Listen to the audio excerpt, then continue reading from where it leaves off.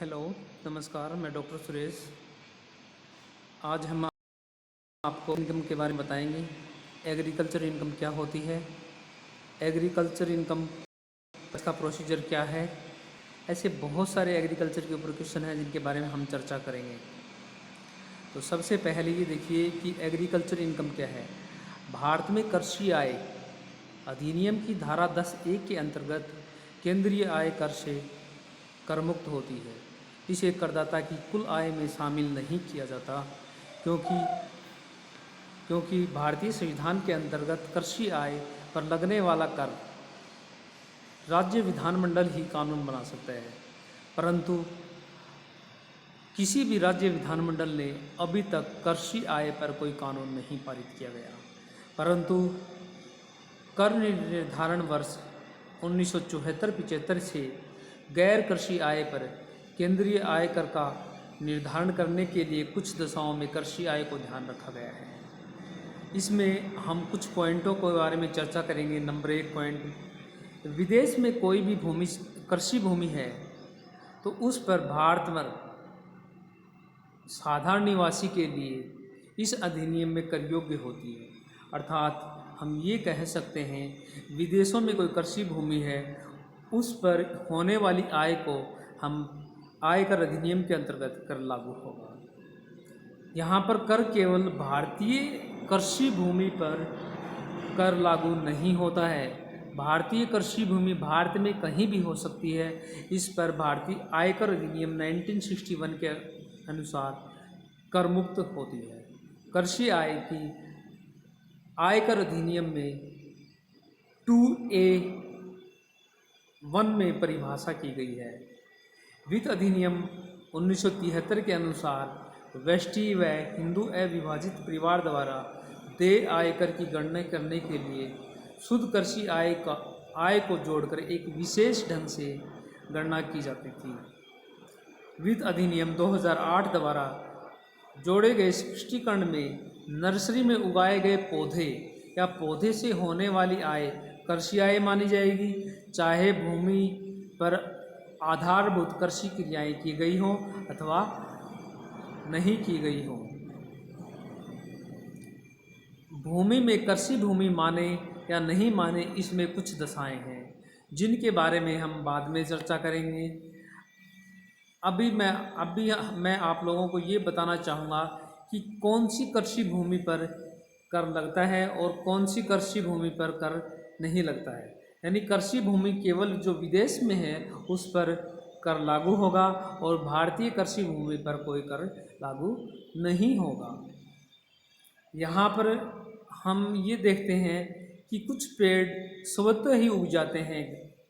इनसे जो आय होती है, इस आय को कृषि आय नहीं माने जाएंगे, क्योंकि कृषि आय के लिए प्राथमिक कार्य होना जरूरी है। प्राथमिक कार्य यानी कृषि बीज को बोना, उसकी बुआई करना, उसकी मतलब कि उसकी देखभाल करना, यानी प्राथमिक कार्य अगर किसी पौधे में नहीं होता है तो उसको हम कृषि आय नहीं मानेंगे।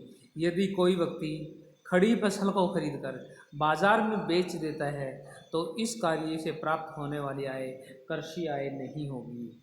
कृषि भूमि के हस्तांतरण से होने वाली आय को भी कृषि आय नहीं माना जाता।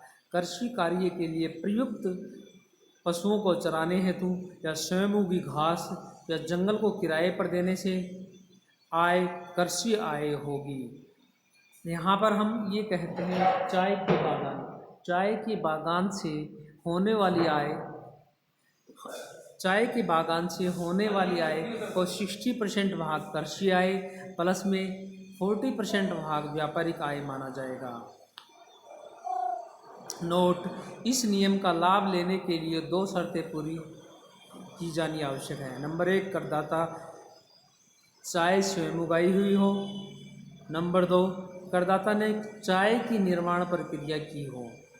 यदि करदाता ने चाय नहीं उगाई है तथा केवल संग्रहण किया है या एकीकृत किया है तो इस कार्य से जो आय होती है उस आय को 60% भाग कृषि आय नहीं माना जाएगा। चाय के लिए हमारे पास एक बेसिक नियम ये है 60 चाय से बेसिक नियम ये है 60% भाग कृषि आय प्लस में 40% भाग व्यापारिक आय। उसके बाद में रबड़ से इनकम। रबड़ में आयकर अधिनियम 2003 के में कुछ प्रावधान दिए गए हैं। भारत में रबड़ के पौधे या पौधे के सेंट्राइजेशन या उसके लिक्विडेशन या और अन्य प्रकार के कोई उत्पादन बनाकर बेचा जाता है तो 65% भाग कृषि आय और 35% भाग व्यापारिक आय माना जाएगा। इसमें यह नियम आयकर अधिनियम की धारा 7A का प्रावधान लागू होता है। उसके बाद में नेक्स्ट कॉफ़ी से उत्पादन आय। यहाँ पर आयकर अधिनियम 1961 का नियम 7B1 लागू होता है। यहाँ पर 70% भाग कृषि आय प्लस में 25% भाग व्यापारिक आय माना जाएगा। यदि कॉफ़ी को भूनकर या खुशबू वाला पदार्थ मिलाकर बेचा जाता है तो आयकर का नियम 7B2 लागू होता है और इसमें 60% भाग कृषि आय प्लस में 40% भाग व्यापारिक आय माना जाएगा। ये हमारे पास में कृषि आय से कुछ बेसिक नियम थे। नेक्स्ट क्लास में इससे संबंधित और हम कुछ रूल्स की चर्चा करेंगे। Thank you.